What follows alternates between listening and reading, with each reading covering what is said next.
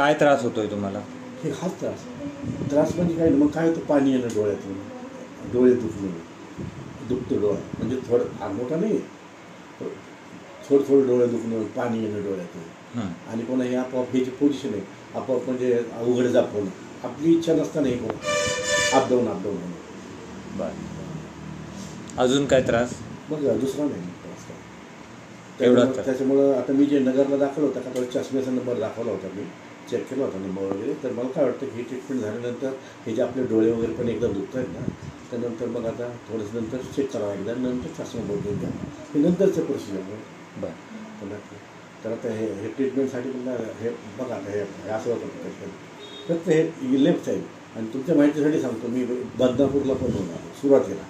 बरं. तिथे ते सोय वगैरे करतो, ॲक्युपंक्चर सिस्टम करतो, माहीत असेल तुम्हाला. आणि व्हायब्रेटर वगैरे असं फिरवतो बघायचं व्हायब्रेटर. काही लोक म्हणे अरे हे असेल पॅरालिसिस असेल म्हणे, बदनापूरला जा म्हणे, तिथं करून घे.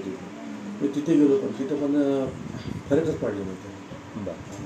मग शेवटी वैतागून मी यायला म्हणलं, अरे काय बोललं तुम्ही पण डॉक्टर? म्हणलं अरे मला सांगा नेमकं जायचं कोणत्या डॉक्टरकडे, आपल्याला तिथं फरक पडला पाहिजे ना. तर काय उगाच पैसे घालण्यात काय आपलं, इकडे घाला तिकडे 7,000 दिसते MRIला घेतले इथे 500 डॉक्टर आहे पाहिजे बस स्टँडचे.